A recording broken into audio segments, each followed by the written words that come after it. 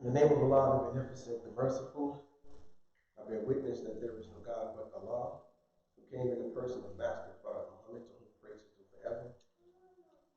And I bear witness that the most honorable Elijah Muhammad is indeed his true servant, the arisen and exalted Christ. And I further bear witness that the honorable Minister Louis Farrakhan Muhammad is that divine reminder, serving and warning in our midst today. And in their names, I'd like to greet you to be the words of peace and paradise. Assalamu alaikum. Wa alaikum salam, sir. So how are we doing today? Fine, sir. Happy Savior's Day. Happy Savior's Day. So yeah, still trying to come down off of that, man. That was something else. Well, yeah, that's true too, right? Stay up. Man, that was an amazing experience. And the weather in Detroit was actually nice, man. That was amazing. It was like perfect. It was. Because you know, in my mind, the last time I was in Chicago, in Detroit, it was like, oh no, I can't take this. But the first day I got there, it was a little cool. But that Sunday, oh my God, it was like 50 degrees and sunny, man. So we're going to get right down to it. We're not going to be long. But of course, this particular topic will have to be divided into parts because there's so many different parts to the topic. And this was one that I've been wanting to do. And I was putting it together, and I had to kind of put it together quickly today. But, you know, by Allah's grace and permission, we'll make it happen. So I do have a little PowerPoint to go along with it. So let's see if I can keep up with the PowerPoint at the same time. So what the topic that we want to talk about tonight is how to study, right? And it's how to get the most out of the teachings of the Honorable Elijah Muhammad. And this is a subject that we really and truly need. This is a subject that I had to come to grips with myself. And a lot of us really believe that we understand and know the teachings of the Honorable Elijah Muhammad.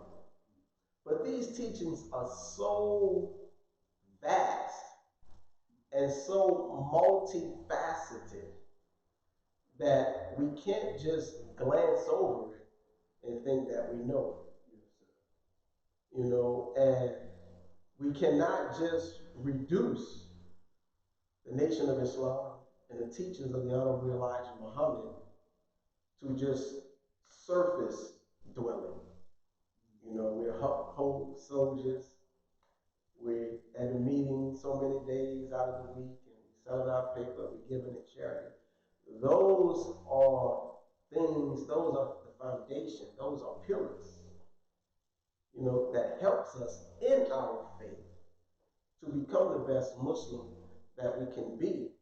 But the teachings are so deep that if we don't really plumb the teachings of the Honorable Elijah Muhammad, then we will stay on the surface level and really never get the benefit of the teachings.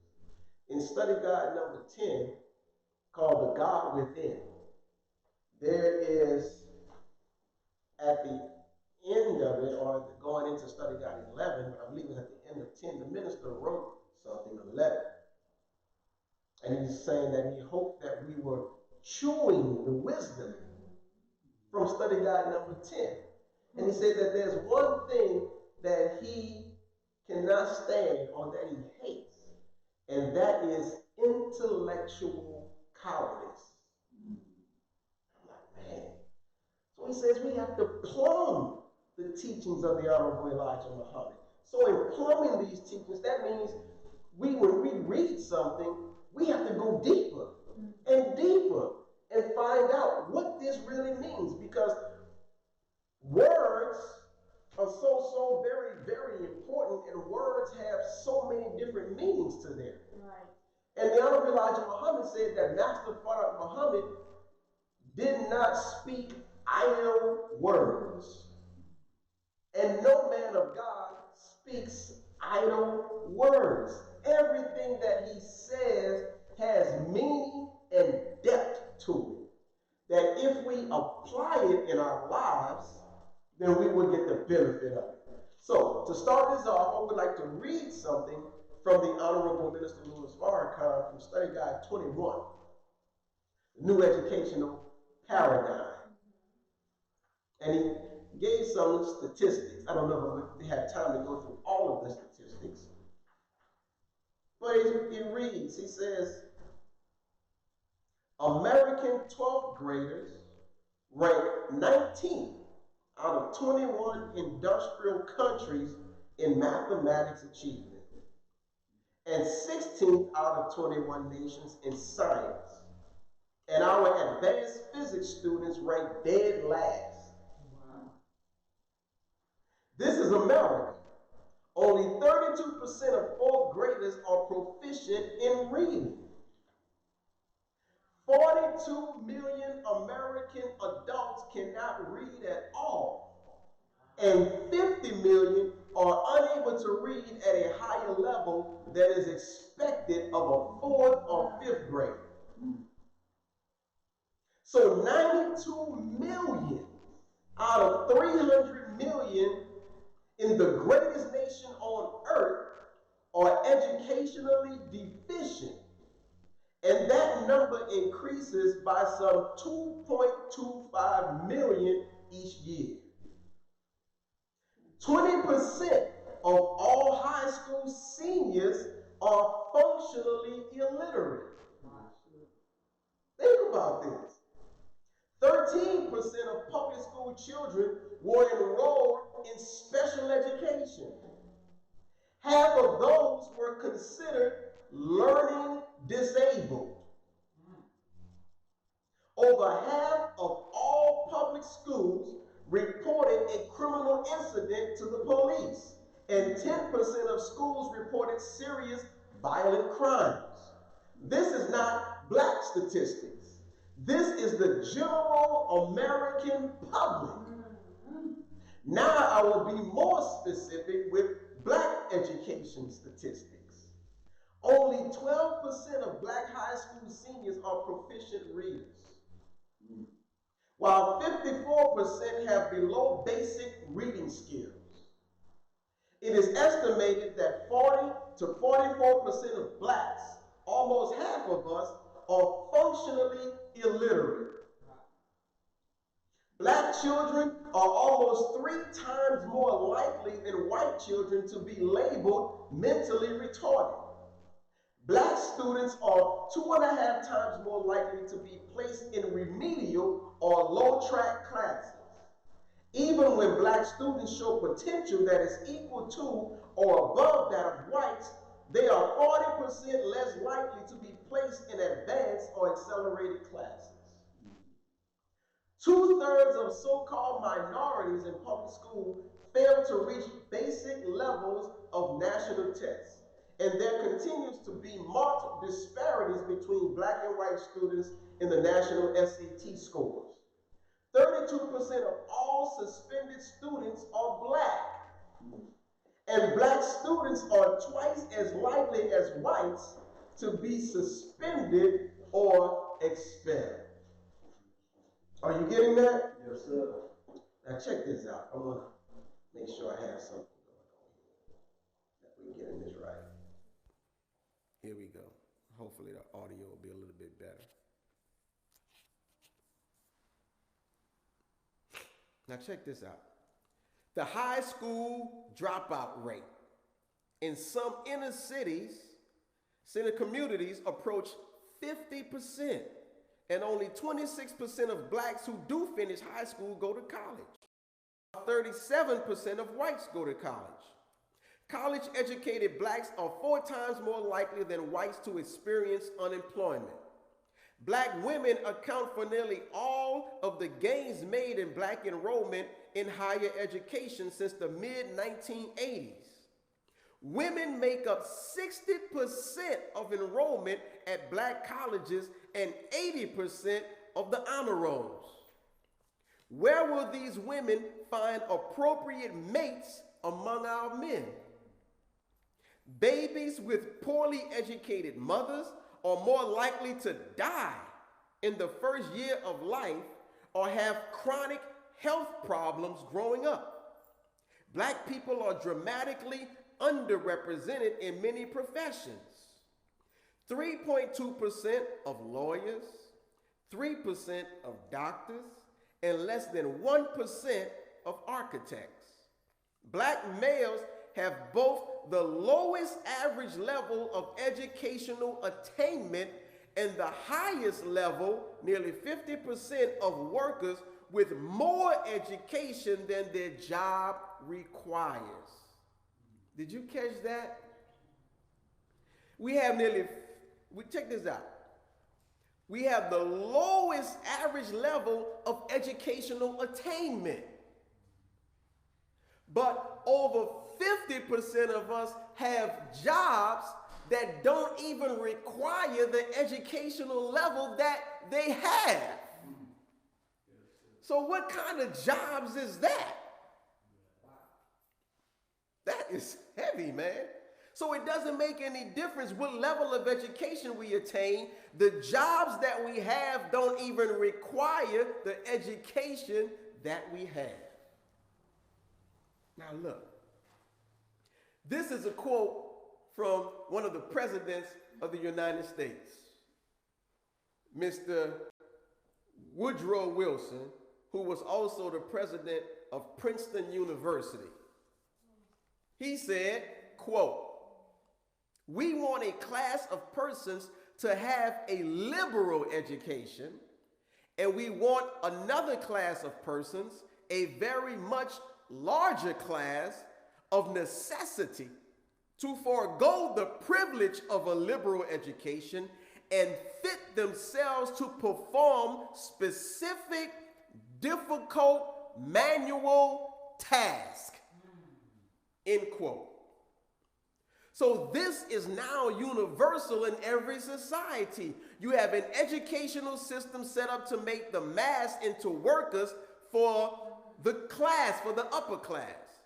That is why Paul wrote, "We war not against flesh and blood, but against principalities and powers and the rulers of darkness." So he says, not the common people, but the rulers of the darkness of this world and spiritual wickedness in high places. It is those that are in high places that formulate what we consume in the name of education. We are having all these problems now in education, but the idea at the root of it represents a finite idea that has to end in order for something new and better to come in. So I wanted to go over those statistics to kind of put our talk into perspective.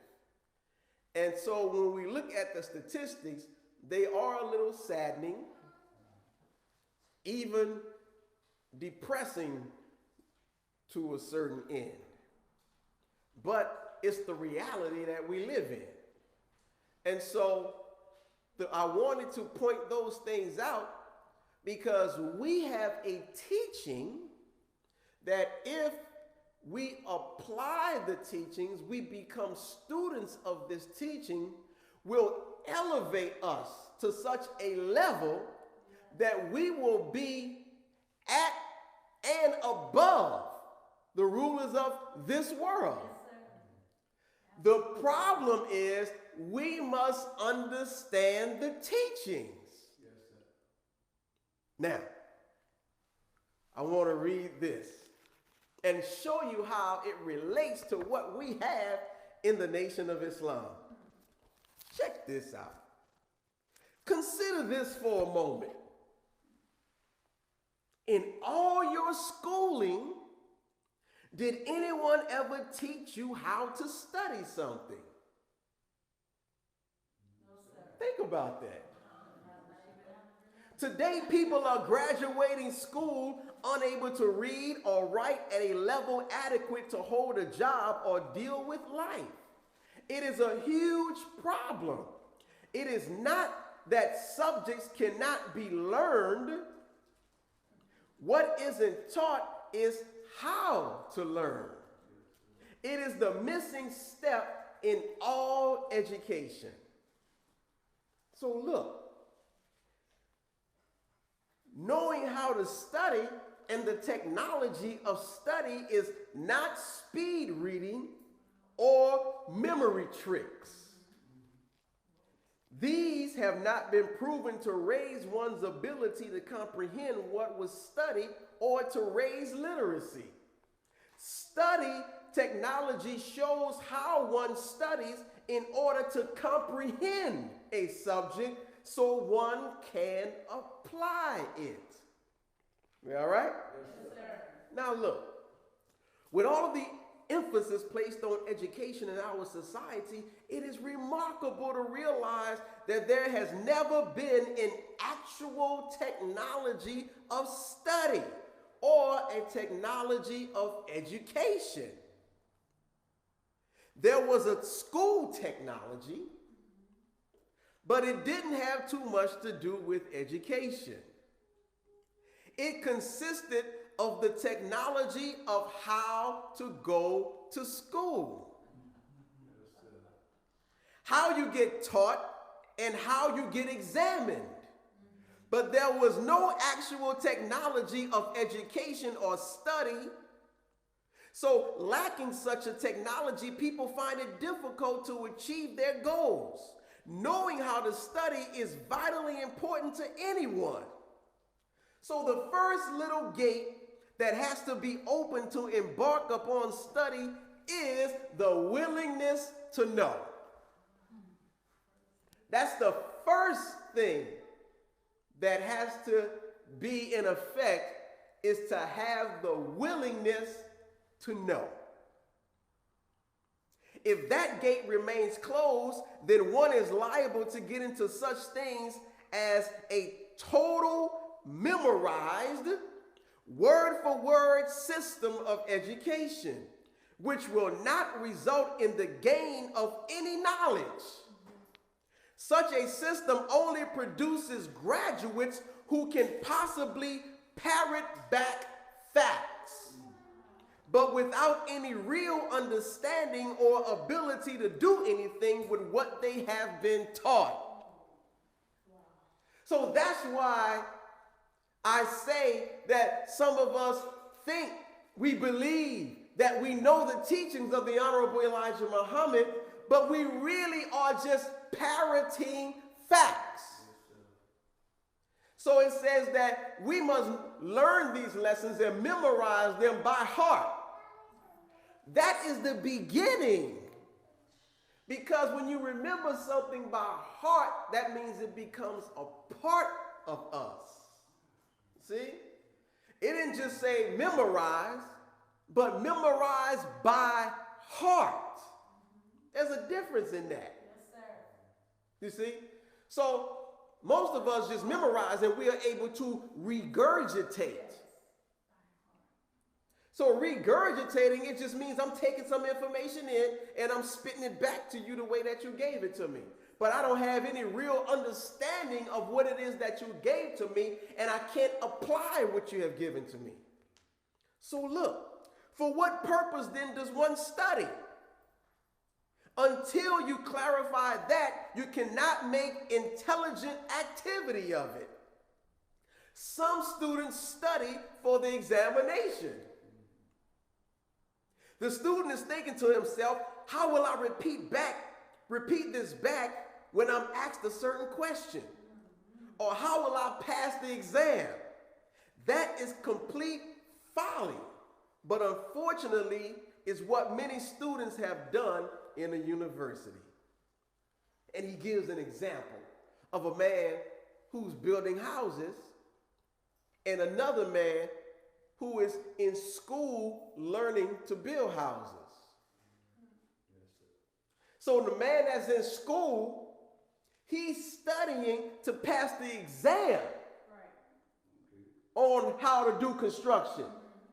But the other man who has never been to college, but works under his father or his grandfather, who is actually out in the field building houses. That's two totally different skill sets. So the one person, he's in school, he's reading these books, he's learning facts or memorizing facts, and he's preparing to pass the exam.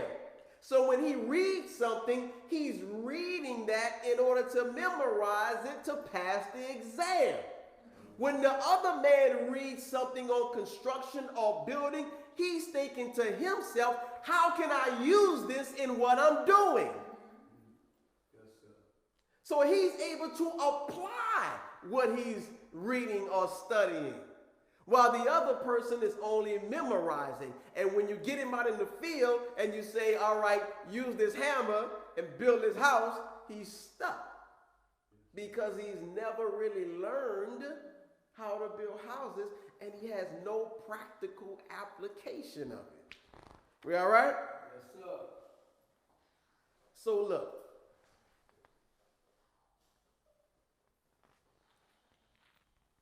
So those two examples is the basic and the important difference between practical study and academic study. This is why some people fail in practice after they graduate. So instead of looking at data and thinking, is this going to be on the exam? One would do much better to ask oneself, how can I apply this material, or how can I really use this? And that is a shift in our mindset, you see? And so that's why the minister also gives the new educational paradigm. See, the paradigm is a way that things are done. It's a certain way that everybody is used to doing certain things. But we need a paradigm shift, as they say. We have to change the way that we do things, change the way that we think, but that comes with a new education.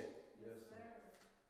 So look, on the subject of learning itself, the first datum to learn and the primary obstacle to overcome is, and I believe I might have this on this slide.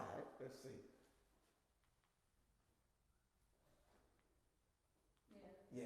We're going to get there. I'm going to hit this and then we're going to get there. I'm going to try to keep up with this. This is the first thing. That the primary obstacle to overcome is you cannot study a subject if you think you know all about it to begin with. I know the teachings of the Honorable Elijah Muhammad.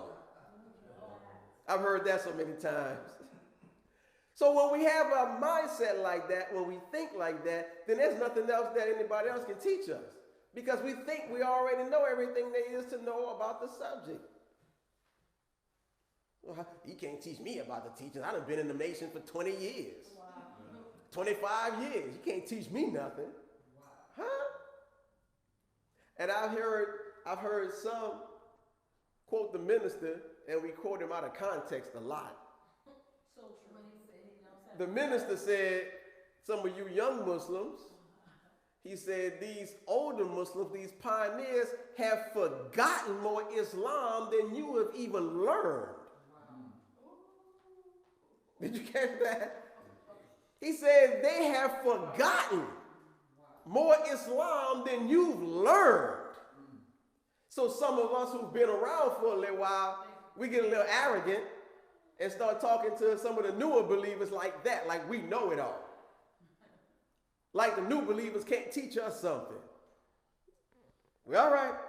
So a student who thinks he knows all there is to know about a subject will not be able to learn anything in it. A person might already be familiar with a subject from previous experience and haven't had success in that field. Now has the idea that he knows all about it. If such a person then took a course in that subject, he would be studying through a screen of I know all about this. With that obstacle in the way, one can become completely bogged down in his studies and not make forward progress. This is true for a student of any subject. So, what are we talking about? What does it mean to study? So, to study means it's a noun, plural is studies. It's the application of the mind to the acquisition of knowledge, as by reading, investigation, or reflection.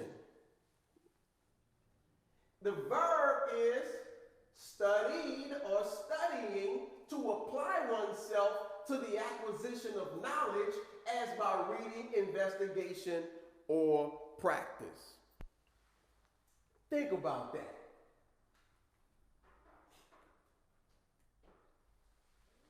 So look,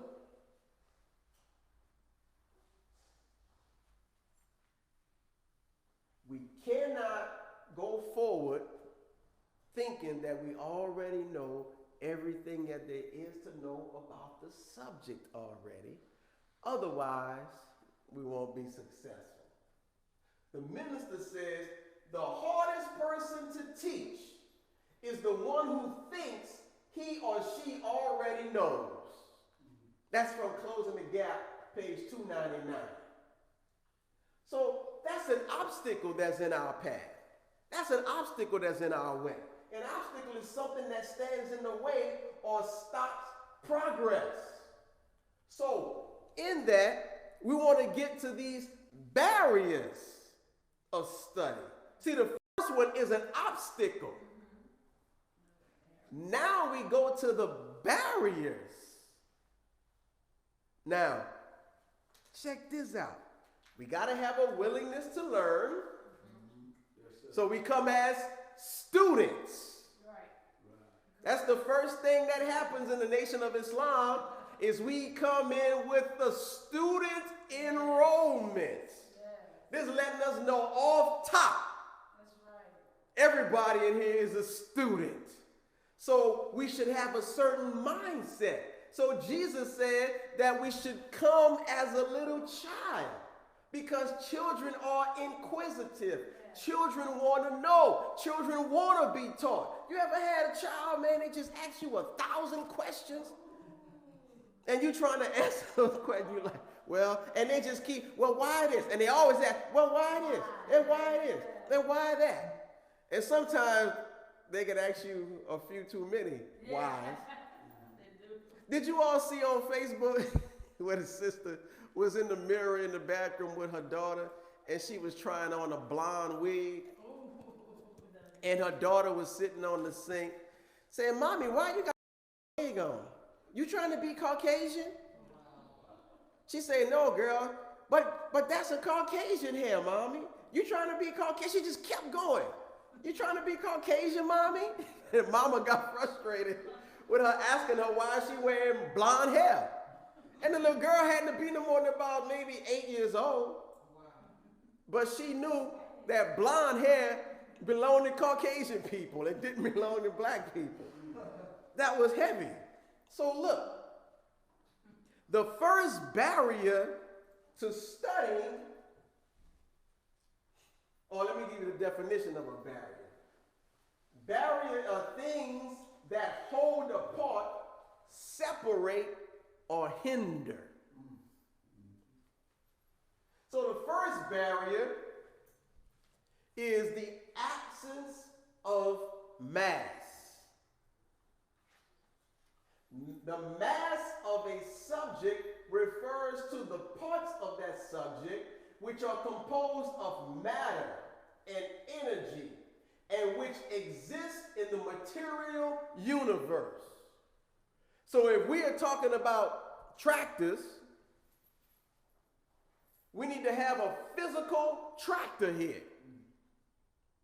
That will give us what's called mass, something that exists. You can see it, you can feel it, you can touch it, you can walk around it. So if we're talking about tractors and I start talking about the gears, the spark plugs, the tires, the lug nuts, we can walk right over to it and touch them, see them, feel them. So now I'm relating the word to the physical object. If the physical object is not able to be present, then we should have a picture of the object. That's the next best thing. We all right? Yes, sir. Now, whenever there is an absence of mass, there's certain reactions that take place in the human being as we are studying.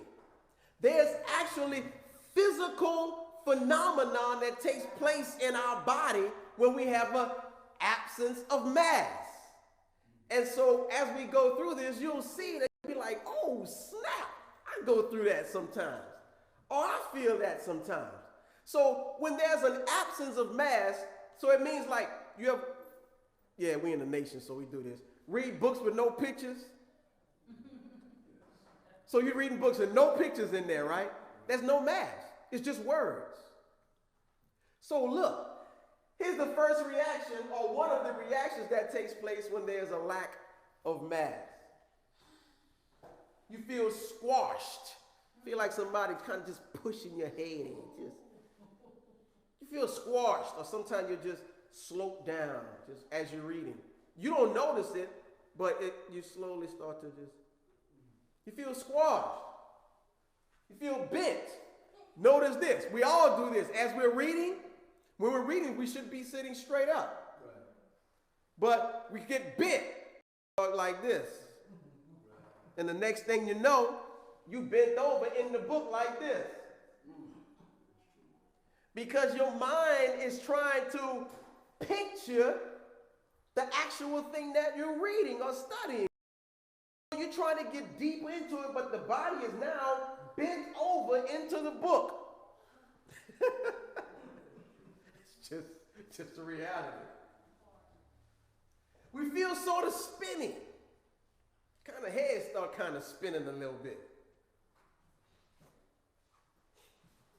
Sort of dead. I ain't even enthused about reading this no more. Yeah, that's what happens to us. Get bored. I'm tired of reading this. I don't want to read this no more. I'll come back to it some other time. All of those are physical phenomena or reactions that happens when we're studying and there's an absence or a lack of mass present. Either the physical object or a picture of the object itself. And there are ways that even if you don't have the picture of what you're studying, there's still a way to give us some kind of mass on what it is that we're studying. And inshallah, we'll get to that too. You feel a little exasperated, man. Just,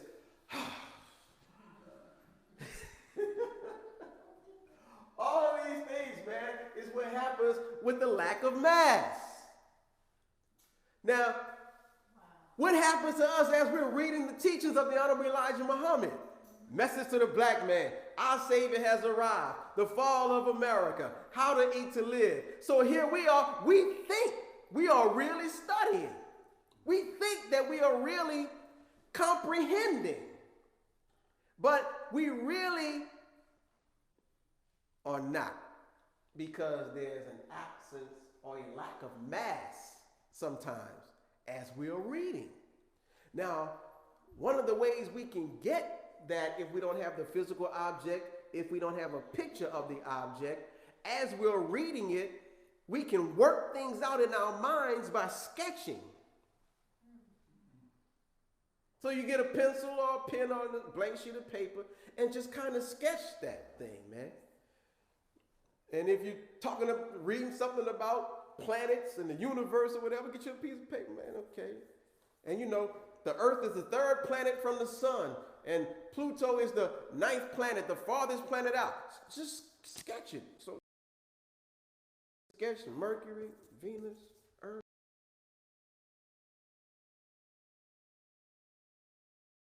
and it gives us some type of mass. Or you can use other physical objects, anything, paper clips, marbles, rocks, whatever, and position them. Something tangible, something in the physical universe to give you and I a place, a stake, a point of reference. Otherwise, we're just moving. It's just chaos. And there's no standard or point of reference to move from. We all right? Yes, sir. Now, the second, oh my God. The second, well, we started kind of late. The second barrier to studying is too steep of a gradient. Now, we do this a lot too. A gradient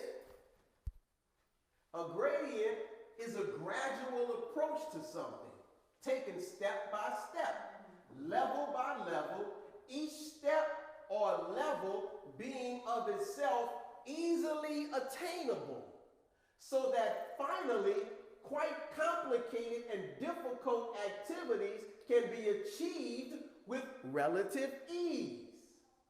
When one hits too steep a gradient in studying a subject, a sort of confusion or reelingness takes place. So we get confused. Like, man, how do you do this again? Reelingness is a state, quality, or instance of having a whirling feeling in one's head, being or becoming confused. Isn't that something?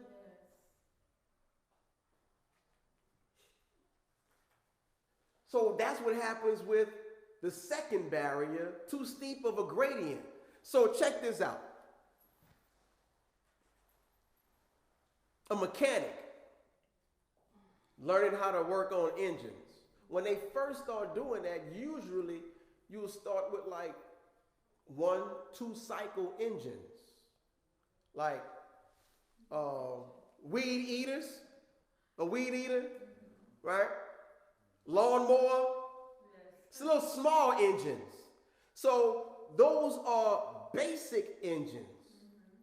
And so therefore, you start working on those. So you work on that lawnmower engine, taking the spark plugs out, checking this, checking that, doing this. You can be able to start breaking it down and putting it back together again. That's a small engine. Now you graduate to a car engine.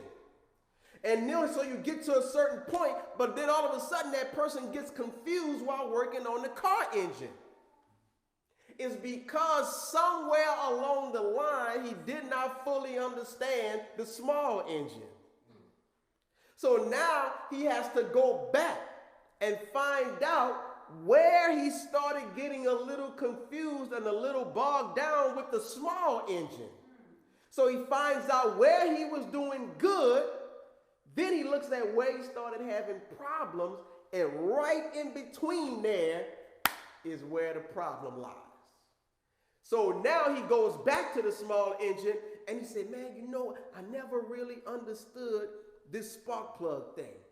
How does it do this and how does it do? Oh, okay. Oh, this is how it's done. Now he continues on from there, and now he's able to work on the car engine. And it's the same thing. So you might start off with a 4-cylinder car, then a 6-cylinder car. Then he goes to an 8, 10, 12-cylinder car.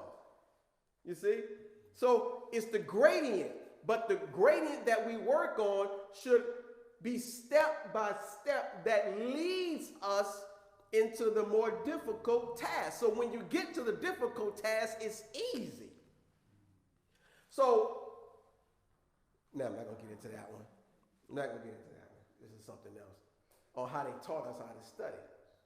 So I'll say it.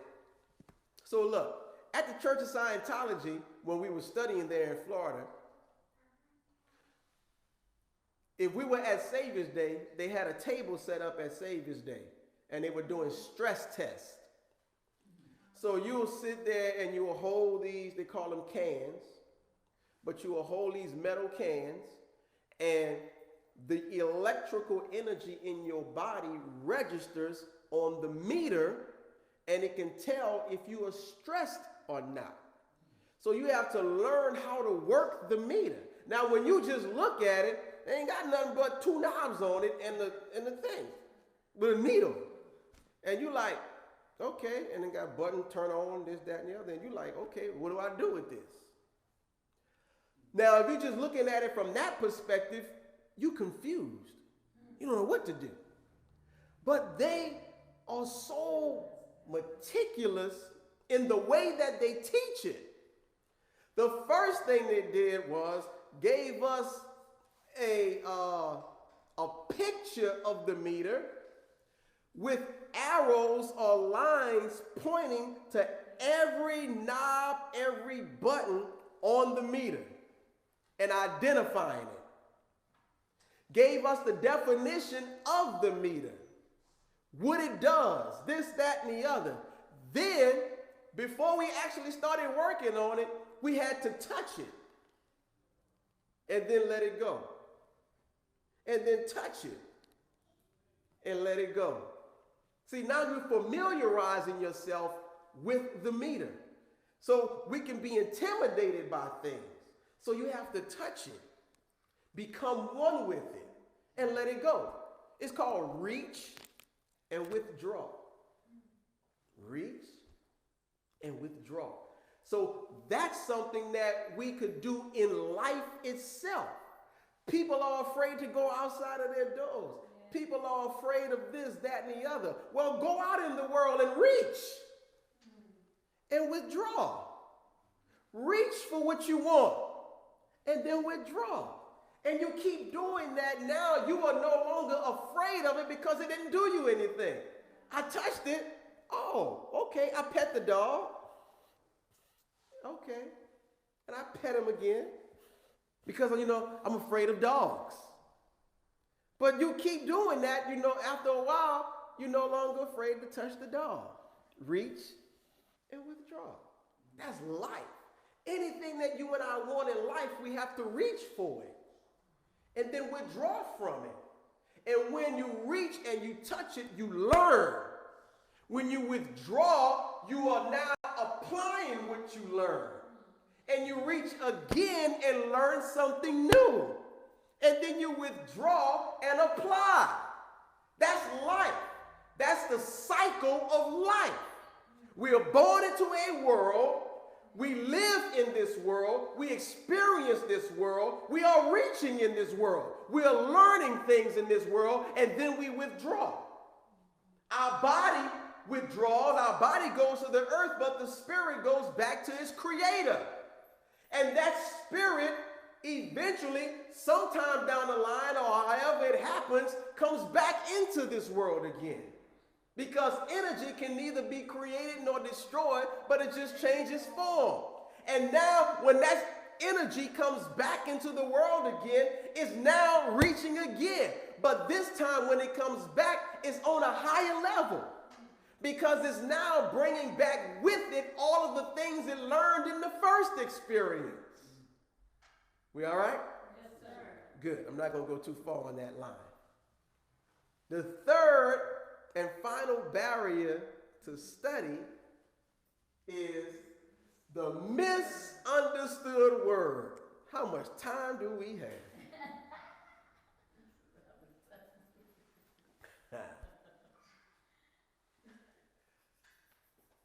The third and most important barrier to study is the misunderstood word.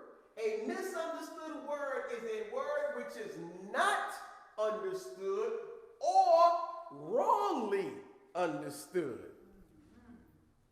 See? So it's not necessarily, I don't know the definition of what this, of this word, or I don't know what this word means. Sometimes we can just misunderstand what that word means. There are at least 11 different ways to misunderstand a word. And this is why most of the arguments in our homes take place. We just say it's miscommunication. It's really misunderstood words. Because one says something to the other one, and then all of a sudden an argument breaks out, and then the one says, well, I didn't mean it like that. Well, they took it a certain way, but it may not have been, they took it not necessarily the way that it was intended to come out. So therefore, miscommunication takes place, argument takes place until cool heads preside. We come down and say, hold on, let's talk. That's not what I meant. This is what I meant. Now, sometimes the person who says the thing has an intention on what they mean, but choose the wrong words because they don't understand what words mean. You see? So it can happen both ways. Now, when we are reading, as we are studying, there's certain reactions that take place with a misunderstood word. We get a blank feeling, meaning showing no attention, interest, or emotion. Just get blank. We've all experienced that. Let's see this thing. Get a washed out feeling, meaning weary, exhausted, tired looking. Isn't that something? That's how we get. We get a not there feeling. Just like you ain't even there, man. Just your mind. You know, who was that? The OJs, I think it was, said that your body's here with me, but your mind is on the other side of town. That's how we get when we read, when we studying, man. You studying, man, but you just go somewhere else. You're not here. You're not there. And it's just blank. You don't even see the words that's on the screen. It's like a blank page. Isn't that something? Never go past a word that you do not fully understand. Never, ever, ever go past a word that you do not fully understand. That is critical. Now, Minister Farrakhan says, naturally, the meaning of words and their shades of meaning are very, very important in developing our communicative skills. That's from Closing the Gap, page 256. I'll read it again. Naturally, the meaning of words and their shades of meaning are very, very important in developing our communicative skills. That is something. So look, I don't know if we're going to have time to go through all of this part here, but we'll see. So look, first, absence of math. Second, too steep of a gradient. The third one, the misunderstood word. Now look, when we misunderstand a word, man, I guarantee you we don't know the teachers like we think we know the teachers. Because one of the phenomena of a misunderstood word is everything after the word is blank.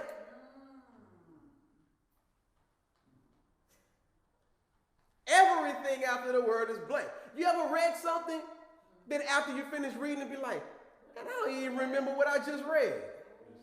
Because somewhere in there was a misunderstood word. See? And what happens is, it says never go past the word that you do not fully understand. Because what happens is, if we go past that word, and then we start getting a little sleepy, we start nodding off, we start dozing off, we start getting tired, these blank feelings, we start doing all of those things. The next thing you know, we 2, 3, 4, 10, 12, 20 pages past the word. Now, you got to go back and try to find the word. But if you stop at the word at that time and clear or look up that word and get the meaning of that word, then you can continue to read. Every time you come to a word you don't understand, stop. Get the meaning of that word, then continue. So some people will say, well, man, that'll take a long time to finish a book. Well, how long do you think it'll take if you keep going past these words you don't understand, and you have to read the same book 10 times and still don't understand it. So some of us in the nation have read Message to the Black Man 10 times and still don't understand it. Well, how can I say that we really don't understand it? Because true study leads to application. So if we as a nation are not applying or is not applying what we are reading, then that means we really do not comprehend or understand what we're reading. See, we don't read just for theory. See, theory means the significance of a thing. See, but practical application of the thing is what we are talking about. So Minister Farrakhan opens up the study guides. He says you will find these study guides are divided into 2 parts, theory and practice. He says the practice will refine the theory. You see? So when we are reading a thing, that's our thinking on it. That's the significance of it. But it's the practice that refines it. Because I can think it means something else, but when I go into the lab and actually do it, it doesn't quite come out the way I thought it should. Now I can go refine that thing and get it a little bit better and adjust this and change that. Now I can go back to the theory and say, okay, this is what I did. And write that down. This is what I did. So as a scientist that we are, scientists, God is a scientist. The scientists of this world, they deal with theories, hypothesis. So you come up with this hypothesis because you've gone into the lab and now you've gotten certain results more than once. You can't get a result one time and all of a sudden this is what's happening. No, you got to be able to do it over and over again.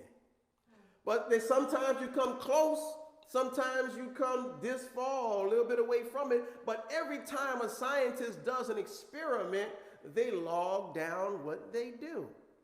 So it's refining the practical application of what they're doing is refining their theory until it gets to the point where this is absolute.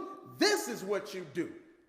And if you do this every time, the exact way I have it written, you're going to get this result every time. That's what this is. So here we are, as a nation, we are a nation of theorists, quoters, regurgitators, but not necessarily a nation of doers. See? And really in truth is not that we are a nation, not a nation of doers because we don't want to do. It's because we really don't comprehend the teachings. That is so heavy. Yes, sir. That's heavy, man. How did we got here? We all drove cars here. Well, how did you get here? The only way you got here because you were able, you comprehend, you understood how to drive a car.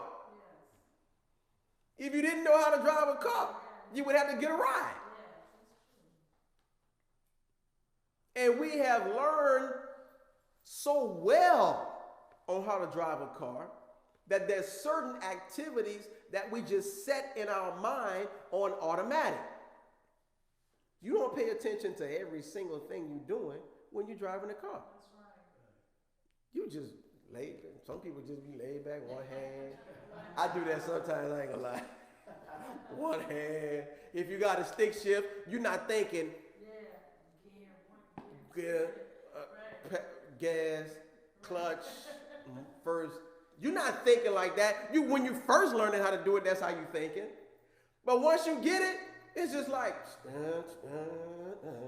you're just going. It's just set on automatic. But we're doing. We're not. Here it is, look. Somebody you know needs a ride to the store. You say, all right, I'll get you there. Hold up. I'm reading this book on how to drive a car. And they're like, 2 hours later, I'm still waiting on you. All right, yeah, I'm reading the book. See? So here we are, a nation that's supposed to be building a nation of our own. We're still reading the books, but not applying. See, in application, in the process of application, there are going to be mistakes. That's why he says the practice will refine the theory. You're not going to just hit a home run the first time. But it's like, okay, oh man, that didn't work. It doesn't mean that the goal isn't real or can't be accomplished. It just means that the plan that I have is not sound. I just need to refine the plan.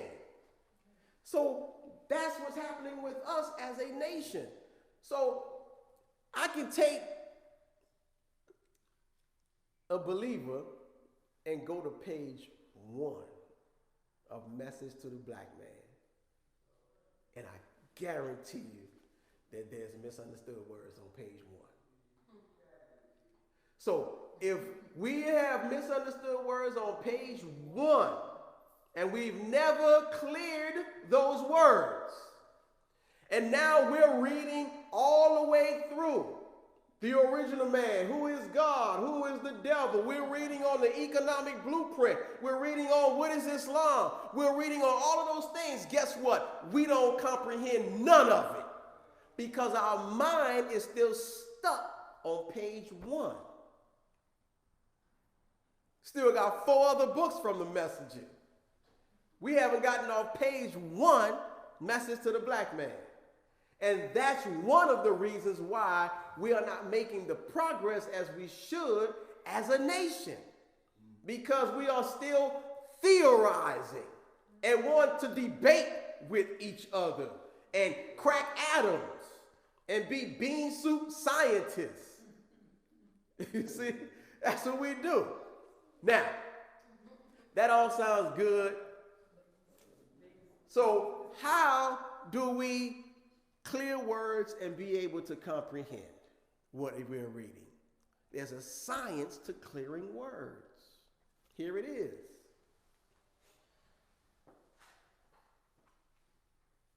Understanding words, how to clear words. First thing is you want to have a simple but good dictionary.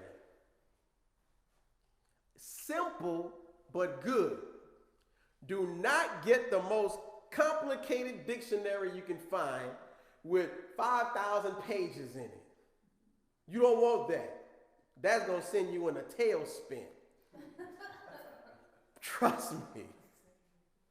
But at the same time, you don't want one of those dictionaries that you pick up in the truck stop either. That's on the racks. Dictionary. You don't want to pick that up with one sentence definition for every word. You don't want that either. That's too simple. And it's not. What if it's one definition and the word that you're using is not that definition? Now what do? And you thinking this is the word and this is the meaning. Now we still messed up. So you want to get a simple dictionary, a good dictionary though, somewhere in between there. That's not going to be too complicated and have a whole bunch of other big words in the definition that you don't understand. Otherwise, you're going to have to be looking up other words within the definition in order to understand the definition of the word you originally tried to look up. All right? So you want to have a simple but good dictionary. Then you want to rapidly look over the definitions to find the one that fits the context of what you're reading. See? Context. So you want to find the definition that's going to be appropriate to what it is that you're reading.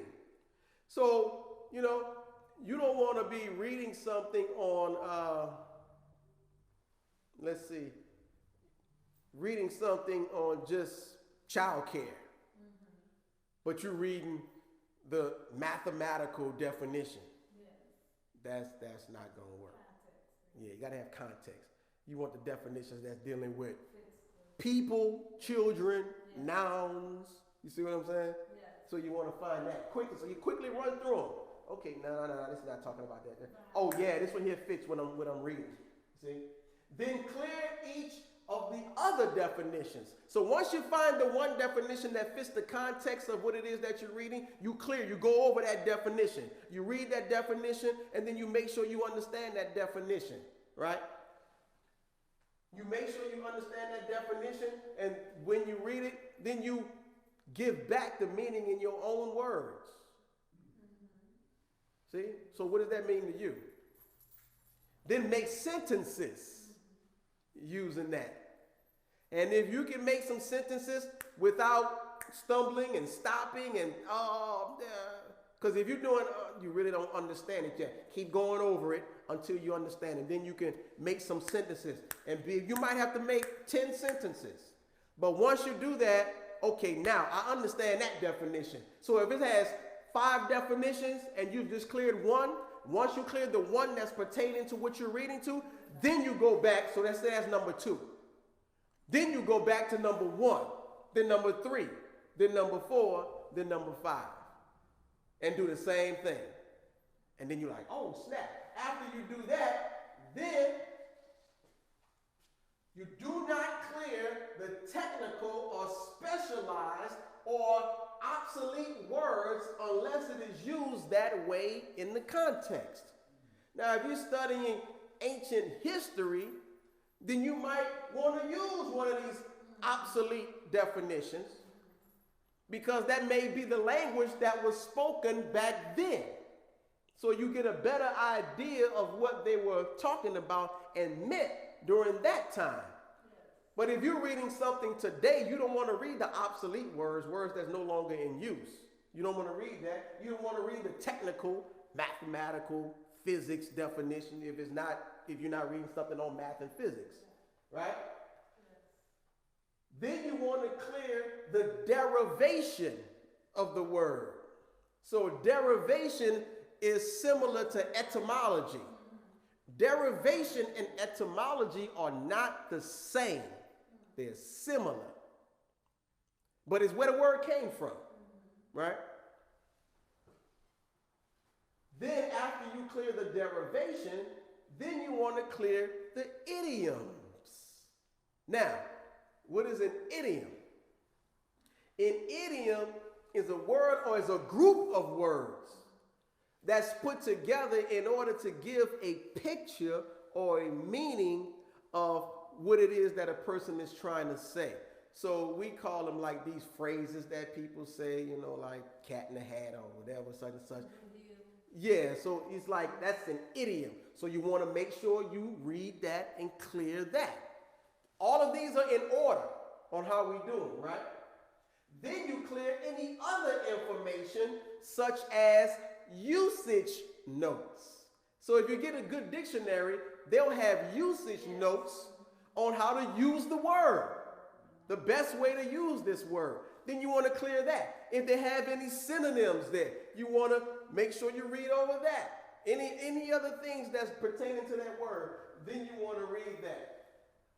So now this is another key. It's not always a word that we don't understand. If you encounter a misunderstood word or symbol, so in most dictionaries, good dictionaries, they're going to have a key to the dictionary. Either at the bottom of that page, dealing with the words on that page, or in the front of the dictionary, they're going to have a key. So sometimes there's certain marks, symbols, and things of that nature that we may not understand. Like a euro sign, right? For the money over in Europe, right? We may not understand or know what that means, but in the dictionary, you can go to that and it'll tell you what that symbol means, because they may not have the word euro there. They just have the symbol. So it's not always words. Sometimes it's symbols we don't understand. Sometimes it's period, exclamation points, question marks. All of those things we may not understand. And I'm telling you, I run into it a lot. People send me stuff and don't have one period in the whole message. And I'm sitting there trying to comprehend what it is you're telling me. See? You'll send me a whole paragraph and not one period in it. I'm like, oh, wow. I don't know what it means. So if you encounter a misunderstood word or symbol within the definition, you must clear it right away using the same procedure and then return to the definition you were clearing. That's why you don't get complicated dictionaries. One of the ones that I cannot stand is the Microsoft Encarta Dictionary. Microsoft has a dictionary. And it's catered towards software engineers. So when you read the definitions, they're real technical, very technical. My favorite, and this is just me, my favorite is the Oxford English Dictionary. It's not too complicated, but it's not too simple, and it gives you everything that you need. It's real nice. So you have to find a dictionary that you feel comfortable with yourself. Now, let's see what else we have here. There's something down at the bottom, I can't read it. Now, here it is. Simple words. We think most of the times that is the big words that we don't understand. Right. But that's not the case most of the time. You might suppose it's the big words or the technical words at which most are not understood. On actual tests, it was English simple words and not the technical words which prevented understanding.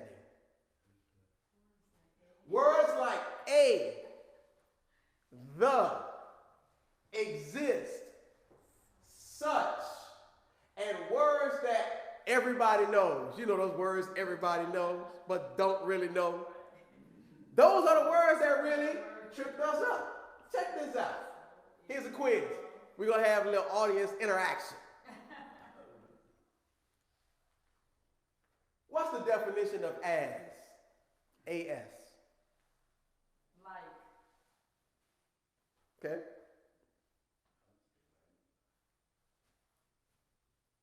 But you see what I'm saying?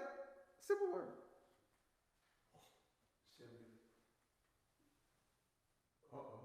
Start working on it. As means to the same degree, amount, or extent.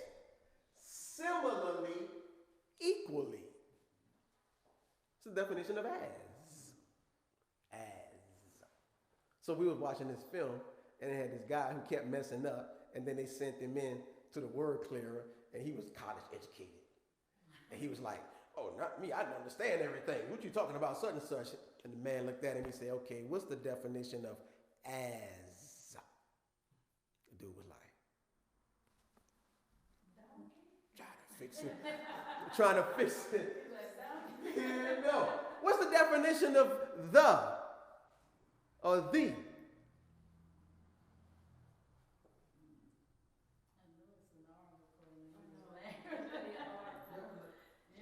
Used especially before a noun with a specifying or particularizing effect as opposed to an indefinite or generalizing force of the indefinite article a or an. So when you say a or an, it's not particular, it's not specific. Right. A can of peas. Right. Which can you talking about? Right. See? The or the is that particular one. Yes. Right? Snap. I needed to read. I can't read. No context. So, the supreme wisdom. No man can be successful in teaching a people that cannot speak clearly the people's language.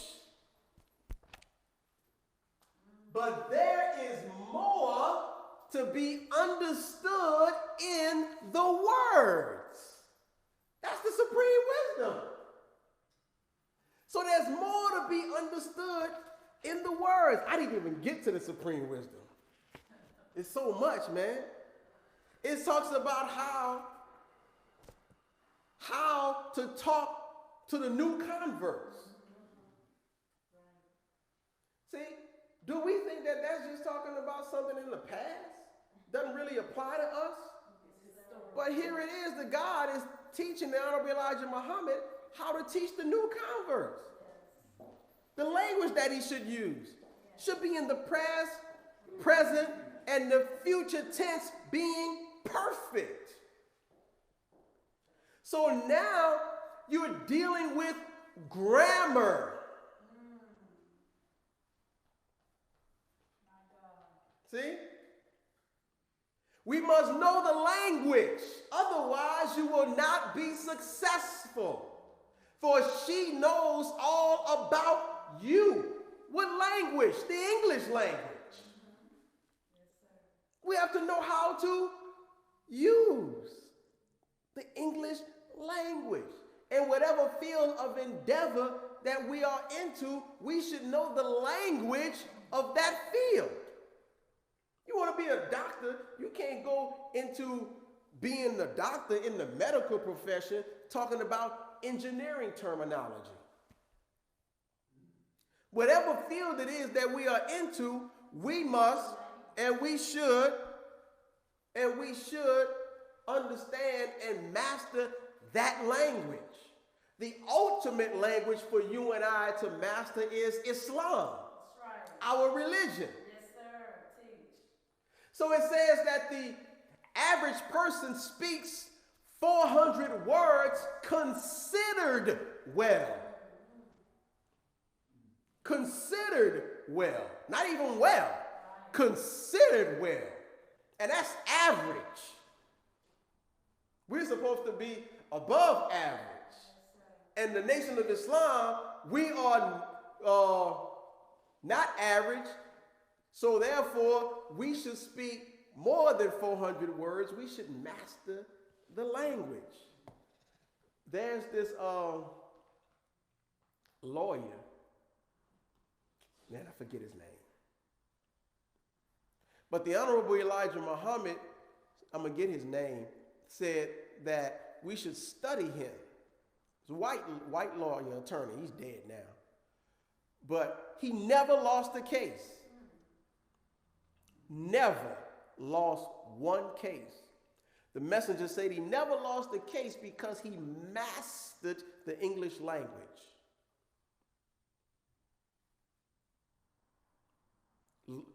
Darrow is his name. I think it's Clarence Darrow is the attorney. Check him out, pull him up.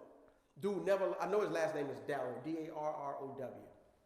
Never lost a case because he mastered the English language. And the minister said it to us. We should study him. So the thing that's keeping us down is we don't know the language. See, mastery of the language opens up doors. It opens up gates. It opens up opportunities. And if you know a little something about every subject, you can have a decent conversation with people. We as Muslims should be able to speak. You dropped something, sis. We as Muslims should be able to speak right there at the back of that. You got it? Oh, okay, cool. So we should be able to speak or talk to anybody, really. We really should. We may not know everything about their field, but if we know the basics, we can have a conversation, start a conversation going, because who do people like to hear about? Themselves. So if I'm talking to an attorney, I don't know a whole lot about the law, but I know a little bit. And then you start saying some basic things that you know he knows or she knows, and then you start asking them questions about themselves. Well, how did you become an attorney? What attracted you into this field?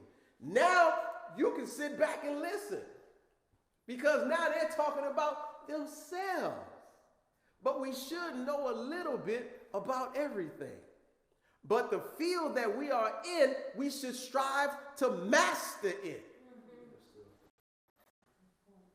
Period. You know, so this supreme wisdom has so much in it. When it comes to language, oh my goodness.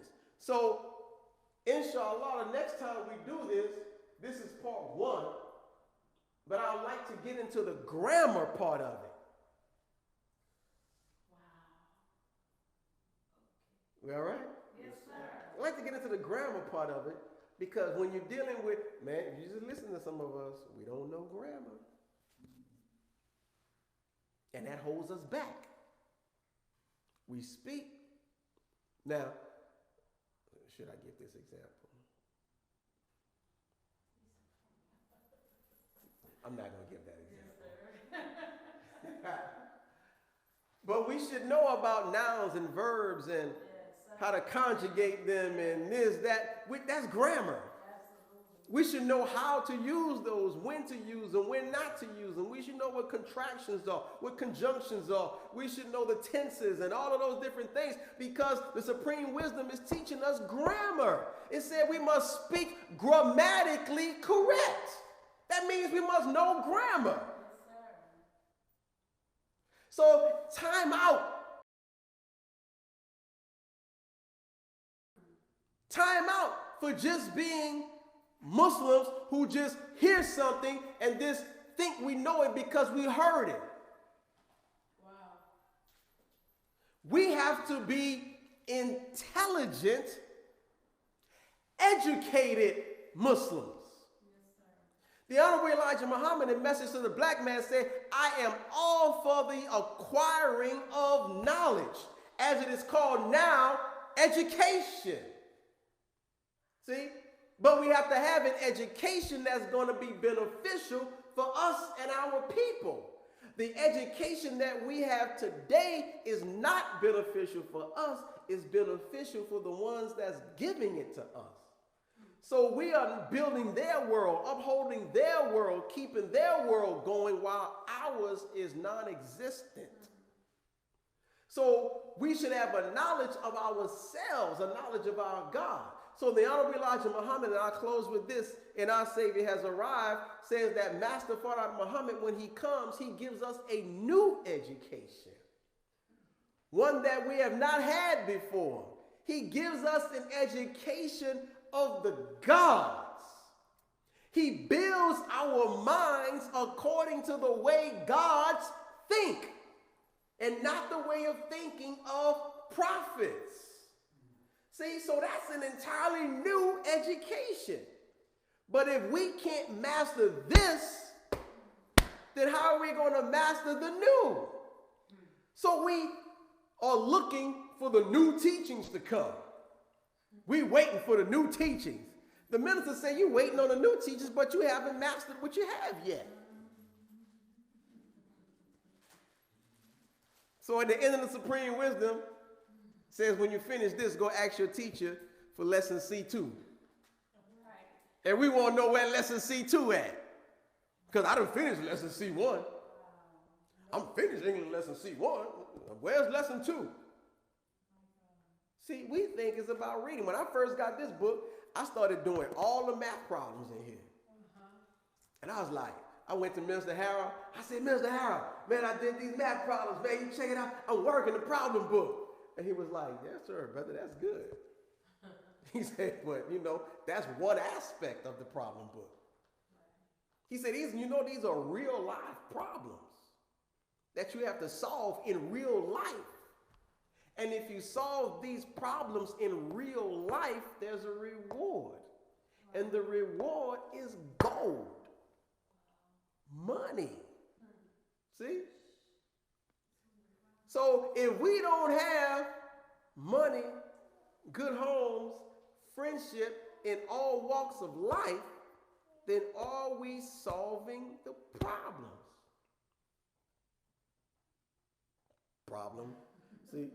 Problem 13. So it's problems. They weren't just given to us to theorize them. So you know you have theoretical mathematicians. But then you also have applied mathematics, right? That's two different things. So that's the person, one is the theorist. He's in the classroom. He's teaching math all day long. Just teaching math, how to work this problem. But the mathematical application, that's the one who's sending rockets out into outer space. Our sister who just passed away yesterday or day before, yeah, who was in the, her character was in the movie, Hidden Figures. She was 101 years old, I believe.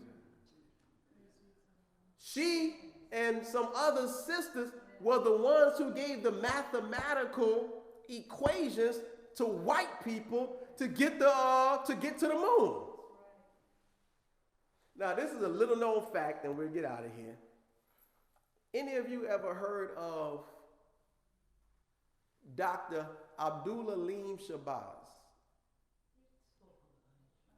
Abdul-Halim Shabazz, formerly Minister Lonnie Shabazz. He used to be the student minister of the Honorable Elijah Muhammad in Washington, D.C. He is probably the greatest mathematician that's lived. Just about, I would say, and he told me about 75 to 80% of all mathematics PhDs in America he made. He taught them. He's passed on a few years ago. He kind of took me under his wing as his son. When I was in Monroe, he moved there and he was teaching at Grambling State. And I was at his home and he told me, he said, brother, you know, indirectly, I worked on the atomic bomb. I didn't know. They hired me as a mathematician because there was a problem that they couldn't solve.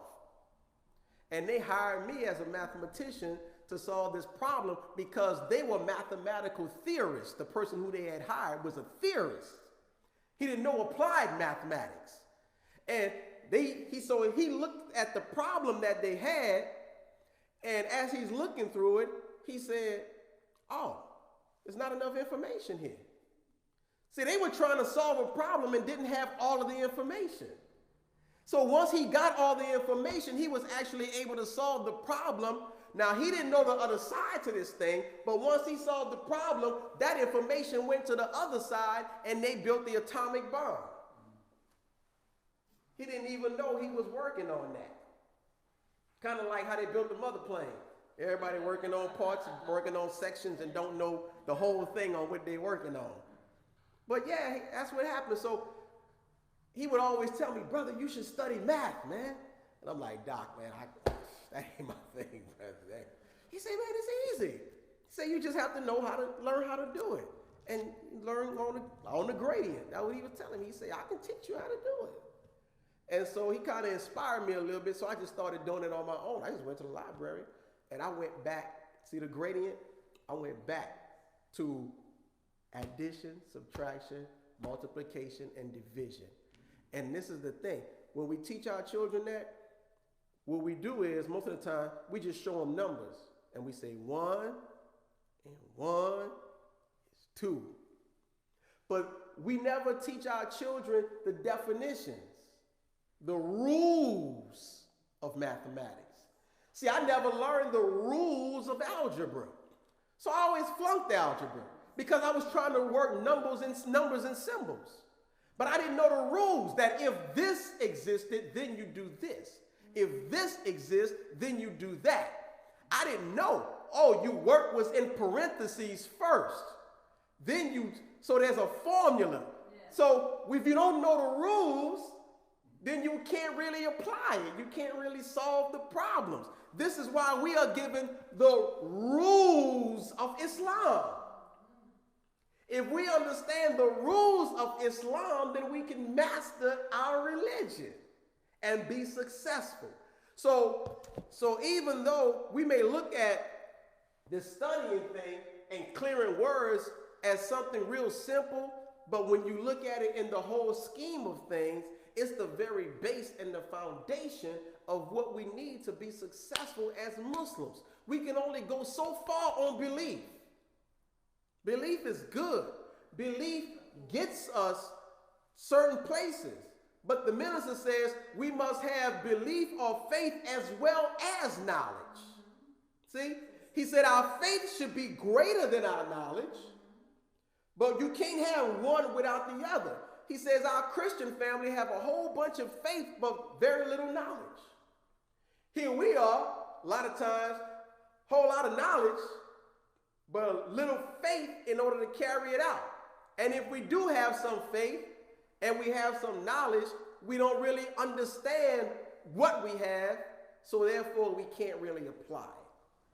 Now, inshallah, the next time, I want to deal with certain things that happen with that misunderstood word, because we have our people that drop out of school, children who get into fights and arguments in school, bad behavior in school.